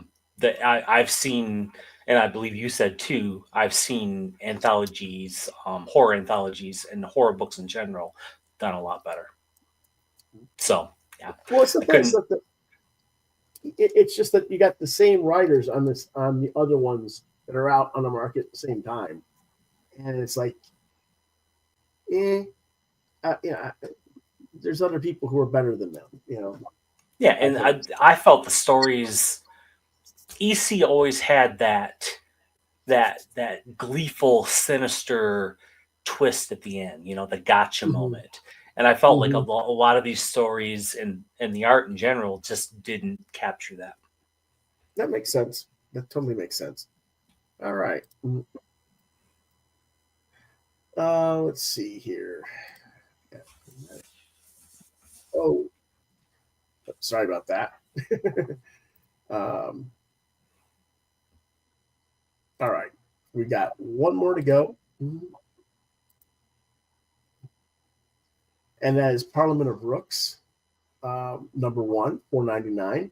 Publishers of Blaze Publishing, writer and artist Abigail Hill Harding with Richard Starkings on the writing. And I guess Richard does a little bit of color work as well. He does lettering. Editor is Richard Starkings, Kevin Kettner, and Amy Jackson. Genre is supernatural horror. Released August 2024 to the present. Number 2 recently came out. This is the printed edition. It was originally released as a webcomic, and it did receive a nomination for the Eisner Award. What it's about. In a dream, a trapped dark spirit is released from their bonds to the world and reunited with their beloved as she lays on her deathbed at the end of her long life. She asks to be told of their story from the beginning, and the dark spirit thus begins their tale. He is Darius Ravenscar, son of Elizabeth Ravenscar. Wonderful, wonderful names. Architect and would-be lover to the Princess Seraphina. He is at the princess's chambers to present her with designs for a new library she has commissioned when they are confronted by Seraphina's father, the king Citric. Citric dismisses Ravenscar and his plans, which Ravenscar bitterly accuses Citric of a preference for air-polluting, river-poisoning monstrosities, as the king is a tyrannical industrialist versus Ravenscar's seemingly more naturalist worldview. Still on his way back home, Ravenscar plans to return later for the princess's birthday masquerade ball. On his way out of the city, a gypsy stops him and warns him of his own inner darkness and the danger will rise. Rebuking and dismissive of the gypsy, he continues on his way only to discover a flock of rooks, ravens, crows, whatever you want to call them, surrounding him from above in the woodland trees. Suddenly, he is shot by an assassin in the chest, and he falls to the ground, but the shot doesn't kill him. Instead, as the would-be killer makes his way to finish the job, Darius transforms into a giant raven demon hybrid and fends off his attacker. Still severely wounded, however, he stumbles out into the woods until he passes out. He wakes up in his own home, completely healed. Was the attack a dream? There's no sign of anything save for a long scar across his palm, down the wrist of his right hand, where the raven demon first manifested itself. Realizing that he'll be late for the masquerade ball, he rushes back into his costume guise, as a raven person costume, of course, and rushes and gets there, much to the chagrin of the king, who had, of course, commissioned his murder. Darius and Seraphina share their first dance on her 18th birthday, but something inside Darius tells him to take Seraphina. Take him where? It was, like consumer or killer or something. Something very terrifying in his mind. And he flees the ballroom without explanation, with Seraphina heartbroken as Darius is besieged by the voices he hears in his head. We cut to the would-be assassin from earlier who escaped Darius. Thrown out of a tavern in the city for being drunk and telling of his misadventure with Darius, He's fearful of what has happened to him when a dark force attacks and murders him. Was this dark force Darius exacting vengeance, his demon form, or something else? Well, what do I think? I think it's a great first issue. Again, I mentioned that the series received an Eisner Award as a webcomic on Comixology, and it's totally deserving of this recognition. Abigail Jill Harding has a very vivid art style that blends watercolors and pen and ink illustration techniques extremely well. There's scenes that remind me a bit of Colleen Dorn at times, but she has her own unique presence as an artist and really captures her design work well in background details and costuming and the like. The series is very gothic and it very elegantly captures the time period of the early industrial era. However, the names of the characters are perhaps kind of weak. Daring Ravenscar, Citrus, or Citrus. I just wasn't really digging the names of the characters. They aren't terrible, but I kind of feel like they're too obvious. So that could use work, but maybe there's something with the names that's going to be more played into later in the story. So, maybe there'll be more significance or meaning and context as the series progresses. I don't know. Whoops. But yeah, go ahead and tell us what you think, Chris. I enjoyed this series, not as much as I thought I was going to. In later issues, it really hits you over the head with what these characters represent. Like you said, the names are the weakness. Like the visuals really just bang you over the head with what they represent, like what each character represents. Okay. Which I thought was a little bit over the top. Okay. I've only read the first issue. I've chosen to wait until I get the trade for the first story arc because it's already been solicited before the story arc finished. So I figured, well, just instead of doing it piecemeal, just read the whole thing in one sitting. So I'm going to wait until I get that in a couple of months before I read any more of it. But, it's so far, it's okay. I bought the whole series on Comixology, and okay. It is a good read. It could be kind of hard to get into because of the dialogue and the language and stuff like that. But I enjoyed it overall. So, all right, well, let's take a look at some of the artwork real quick. This is like the first few pages.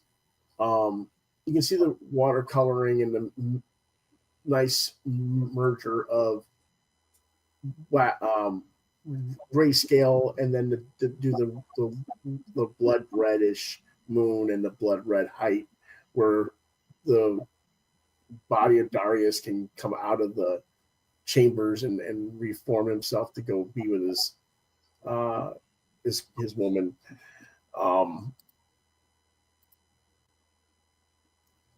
She's on her deathbed, and he appears before her. So I just think it's really well done as far as the art goes. Yes, again, the art was fantastic. The story, like I said, it's okay. I don't know.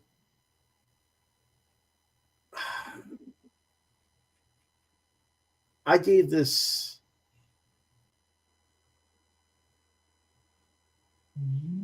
I thought I had it set up where. Well, I don't. Okay, I thought I had the score on here. Let me check real quick here, because something's missing.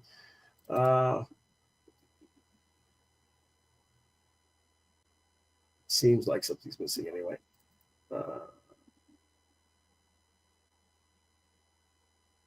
Yep, it's just missing. Okay, that happens sometimes. Yeah, I didn't give it a score. What would you give it for a score? I believe I gave this one a 3 out of 5. It was enjoyable, but it was very heavy-handed in its metaphors. Very, very metaphorical. And it was kind of a mashup of different fairy tales that you might be familiar with. Okay. Yeah. And like I said, the visuals in the later issues just hit you over the head with a sledgehammer as to, what they represent. What do you think, John?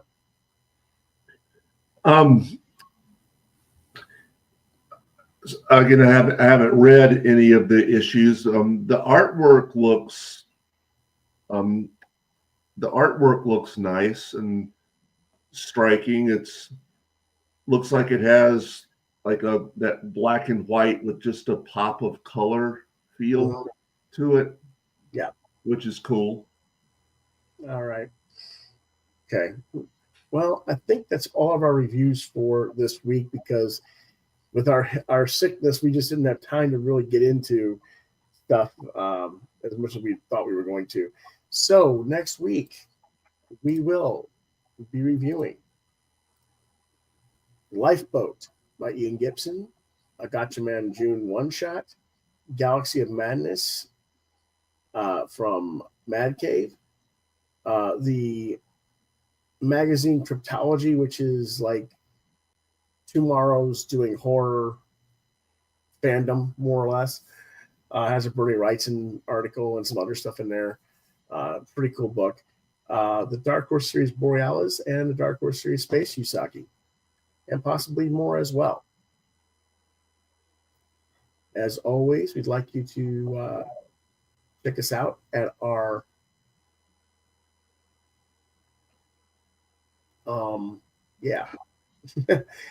email accounts and stuff like that. Our social media of choice. Yes, social media choice. Chris, you are at?